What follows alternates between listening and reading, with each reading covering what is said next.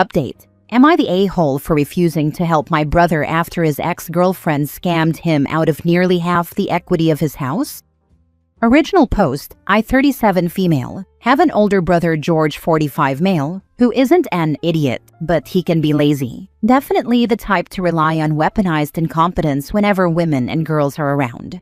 Example, he literally acted like he didn't know where our mom kept the paper plates in the house he'd lived in for nearly 20 years, just so she'd get up, go into the kitchen, and make him his plate during the holidays, just 1 week post her bunion surgery. Side note, they both tried to passive-aggressively make me feel guilty for not offering to fix my adult brother's plate, so our mom wouldn't have to do it. Like I wasn't already doing most of the cooking and would be doing most of the cleaning afterward. At age 30, George was given a windfall from our grandfather's estate. I got something too, and used it as a down payment for a nice 5-bedroom house that's easily worth double now. During this time, he met Melinda, 50 female, a nice lady, smart, responsible, hardworking, sweet, and very organized. She came into the relationship with a steady job and was upfront about her inability to have more children after nearly losing her life giving birth to her daughter. George said he was okay with that, but whenever Melinda brought up his hesitation about marriage, he'd say he had complicated feelings about not being able to be a father if he fully committed to her. He'd claimed that since he was willing to overlook her fertility issues because he loved her, she needed to show her love by waiting for him. That line worked for 12 years. After Melinda moved in, George demanded that she pay half the bills and part of his mortgage in exchange for allowing Melinda's daughter to live there. At the time, Melinda had few options. Her landlord was raising rent, and she was helping pay her sister's medical bills. They justified it by saying it was still cheaper than her old rent. I said nothing because not my relationship. 2 years ago, George was caught cheating.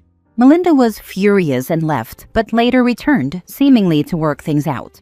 It didn't stop George from cheating again, though, but Melinda shrugged and said this was still a better deal. As long as he kept it out of the house, she'd cope. Recently, some damage occurred to George's house, and he needed repairs done. He hated the labor of finding a contractor, taking time off work, or handling paperwork. Melinda offered to take care of it, and he didn't question it.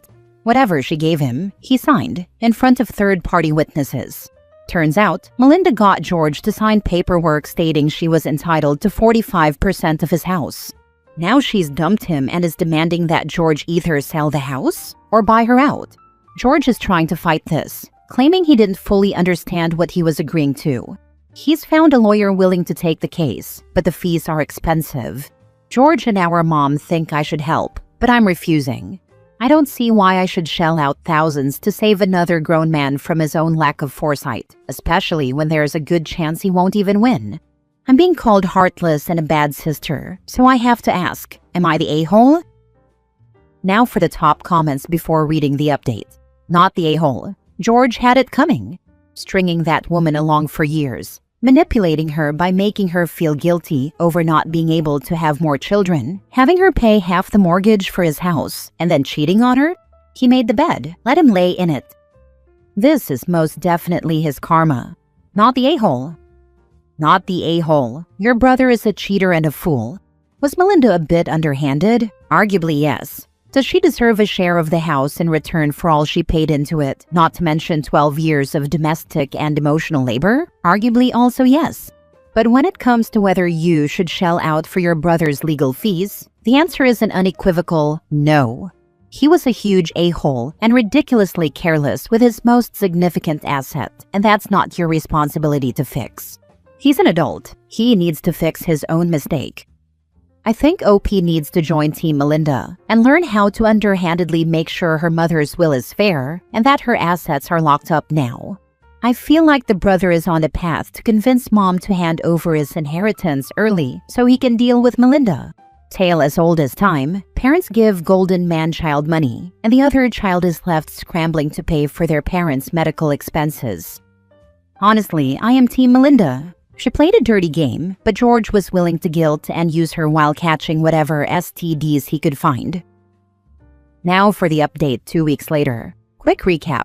My brother and mother are trying to guilt me into giving my brother money to pay for an attorney to prevent his former long-term live-in girlfriend from getting a payout, after he claimed she tricked him into signing documents making her a partial owner. Okay, there's been an update, and I have to say, while I still don't think my brother is an idiot overall, he is a lazy and very arrogant dumbass. I also wanted to clarify a few things. Melinda and my brother were in a relationship for 12 years, but they only lived together for about 9 to 10 years. Also, the documents were signed in the presence of a notary, who asked my brother if he understood the context of the documents, and he affirmed that he did. And to the person who said that my brother was house poor, you hit the nail on the head. My brother spent the majority of his inheritance and savings on buying that house, and it barely had any furniture in it. When Melinda moved in, she paid to have it furnished on top of splitting the utilities and paying rent. Now on to the new stuff. When my brother's house needed fixing, he let Melinda do the grunt work of finding reputable establishments because he didn't want to be bothered. Melinda presented him with 3 options and convinced him to go with Company A, not the real name, because they were offering seasonal discounts for first-time customers and/or new owners for specific items. Melinda's plan to get both discounts was to present it as if she recently became a partial owner and had my brother email Company A to see if they'd be willing to accept that. Company A responded that if Melinda recently became part owner of the house, they'd be willing to give a partial discount as a courtesy. Company A was a small business but had an excellent reputation for service, quality, and deadlines, so my brother was all in. What he didn't realize was that Company A went by the honor system, but their website did say proper documentation was required. Melinda told my brother she'd come up with fake documents that he could sign in the presence of a notary she knew through a friend who was supposedly in on the scam. They weren't, that's just what she told him. The actual signing was at their home in front of the notary and 2 people from Company A who were there to survey the area. So basically, my brother thought that he and Melinda were scamming Company A, when in reality, Melinda was scamming him. He thought the documents he was signing were fake, but they were real, and that's his defense. This is why he had trouble finding a lawyer. Wouldn't blame anyone here who thought this story was fake, because WTF. Anyway, I'm not going to give him the money, but I will give him a list of realtors. So his defense is, I thought we were scamming a company, but really she was scamming me, Your Honor. Yeah, I think it's best to stay out of this one. I almost peed myself when I laughed. I mean, I don't think 12 years of putting up with your brother equals a scam. When she gets equity in the house, she probably paid a bunch of stuff for. Yeah, it sounds like she did actually contribute financially to the house. After 10 years, most people are considered to be in a settled relationship. And it's not like she got part ownership the next day demanded half the sale price. Being a moron isn't considered a defense, and the whole situation is a mess of he said, she said. I think you are being very sensible to stay out of it and not contribute towards your brother's legal fees. He's going to lose anyway, and should take the hit. There is no loophole for him to find to nullify her share of the house, and to be honest, she is probably entitled, as she's been living with him for so long. He's an unreliable narrator, and after you remove all the extra crap he's saying, he basically wants her out on the street after 10 years, without a penny to her name. And she probably did tell him she needed to be on the deed to do some of the things he was expecting her to do for the property for years. And she's not wrong. If she is paying for those repairs on someone else's house, she deserves to be on the deed. I don't think he was scammed. I think he was lazy and didn't think this through, and at best has remorse, and at worst he wants to scam her out of something he agreed to.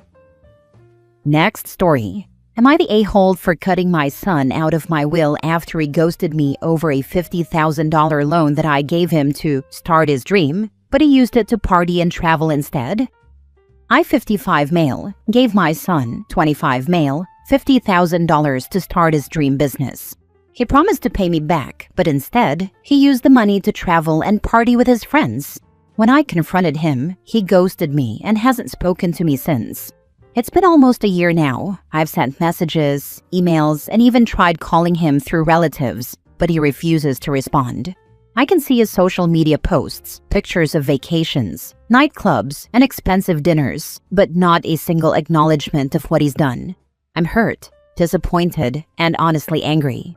I wanted to help him build a future, not fund a year-long holiday. I've always tried to be a supportive father. When he first came to me with his business idea, I didn't hesitate. I believed in him. I thought I was investing in his potential, not throwing money into a void. The silence that followed after I asked for accountability felt like a slap in the face. My daughter, on the other hand, has been nothing but responsible and grateful. She works hard, saves wisely, and never asks for anything she can't earn. She's even offered to help me around the house and check in regularly, while her brother can't even bother to return a text. So, I've decided to make a difficult choice. I've updated my will. My daughter will inherit everything. My son will get nothing. I don't do this out of spite, but out of principle. Actions have consequences, and I refuse to reward betrayal with more generosity. I'm not sure if I'll ever see that $50,000 again, but I hope one day he'll realize what he's lost. Not just the money, but my trust and respect. Maybe then he'll understand that family support isn't an endless resource. Am I the a-hole for choosing to prioritize my daughter's future over my son's potential regret? Let me know in the comments if I'm being too harsh, or if I'm finally standing up for myself. Include a line saying that son had received his share of inheritance prior to your death in the form of a $50,000 loan. I would leave it at "for reasons known to him" and move on. Better yet, ask the attorney who is drawing said instrument up. OP, make sure to protect your daughter. Provided he's not talking to her either, let her know of your plans and how much you do not want her to share the money with him. If they are in contact, then write her a letter that she'll get upon your death. Definitely talk to an attorney to make sure he can't contest the will. If he does come around eventually and you put him back in, deduct the $50,000, add to it interest for the years he didn't pay you back, plus inheritance taxes that he didn't pay on that money. Not the a-hole. Actions have consequences. Wrote a letter to your useless son and tell him, son, you already spent your inheritance, and if you challenge the will, name some legal stuff. I think you have to leave him a penny or something. Consult a lawyer and have everything documented and kosher. Protect your daughter from your son. By all means, that last sentence. Son is responsible for his own life with no money going forward. He will latch on to sister with sob story. Blood takes care of each other. Long discussion with her. Sad your son treated his only parent like his actions showed. Toss him to the curb. He does not deserve a parent like you. Daughter gets everything. Son gets nothing. Or ask your attorney. If you have proof of this loan and that it was never paid back, it would make sense that stating in your will you are forgiving the debt to your estate might equal to a $55,000 inheritance. Last story. Am I the a-hole for telling my mom she is also to blame for why my brother and I won't host our parents for the holidays? Last Christmas was my brother's first holiday not living at home with our parents. He wanted to host everyone in his new apartment. Also around this time last year, my parents had mutually agreed not to get each other gifts, as they were focusing on paying off some debt. Apparently, there was some miscommunication. My dad thought this meant no gifts at all. My mom thought this meant no gifts, but they'd still exchange stockings. In our family, stockings are always small stuff. Body care, candy, you get the picture. I was living with my parents last year, and I had heard all the discussions. I honestly saw both sides when, on Christmas morning, we all woke up and mom didn't have her stocking filled from dad. She was very quiet but clearly hurt. He ran out to the pharmacy, quickly bought some things to fill her stocking, and said he was sorry. Now, should my dad have communicated better? Sure. Do I understand my mom's hurt by the situation? Also sure. But I thought they'd be able to swallow it all for lunch at my brother's. We go, and my dad is doing his best to make up for his blunder. My mom is in a terrible mood and keeps picking at him all day long.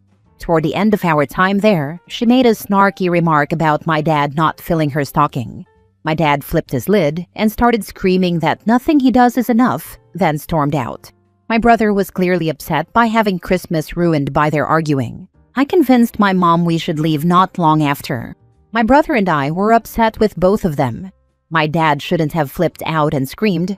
My mom also should have kept her comments to herself or spoken to my dad later. My brother was embarrassed as his roommate had come home, and while he was in his room, he overheard the arguing. My brother stopped having my parents over altogether after that, though he'd still invite me. My brother would also visit us at my parents' place. Thanksgiving is fast approaching, and we were all trying to coordinate plans. I recently got my own place, but honestly don't want to host after last year. My brother said he's never hosting another holiday at his apartment again. My mom was hurt by this, but eventually we all just planned to have dinner at my parents' place. Later on, my mom was complaining to me that my brother won't have us over anymore, feeling pushed out. She said it was my dad's fault, and she shouldn't be punished. I told her while my dad was wrong for screaming, she chose to be whiny all day long. I clarified that I understood her hurt, but she also partially ruined the day by not letting it go. My mom got mad at me and accused me of taking sides. I said I'm not. If Dad whined, I'd tell him the same, but he seems to understand that he ruined it. I also pointed out that neither of them ever apologized to my brother, and I'm not confident they'd never do it again. My mom says I'm in the wrong for how I spoke to her. Am I the a-hole here? Edit. Because of course everyone's favorite game is, let's play devil's advocate. This is not my parents' first time having an argument like this. In the past, it hasn't been about Christmas, but it's been about other stuff. They hate each other, but stay married due to not being able to afford to divorce and live separately. They hate each other. Their screaming matches are constant, and they have ruined other family events. We've suggested therapy, and they won't go. They want to stay trapped and miserable. Yet, when my brother and I bickered about stupid stuff as kids, they'd scream at us for ruining their peace. We're at the point where they don't get to do this without consequences. This is the consequence. For those saying I shouldn't blame my dad as much as I do in this post, the main reason I hold him at 50% is because he started screaming. If he had just remained quiet and spoken to my mom later, then he wouldn't be held to the same degree. Because he screamed and refused to take accountability for his tantrum, he goes up here too. But I agree, without that, my mom is more at fault. You made the best point of all. Neither apologized to your brother. You also mention you think this situation could happen again. It kind of says all we as the internet needs to know about your parents. A person who doesn't hold themselves accountable will perceive accountability from others as an attack. That's exactly what your mom is doing. She sees herself as the victim, doesn't want to accept that it's partly her fault. I feel like people with a constant victim mentality aren't just incapable of seeing themselves at fault for anything, but they actively seek out victimhood. Because in their minds, once they have been wronged, then it gives them carte blanche to act as crappy as they want to. And that's their real endgame, permission to be a bad person.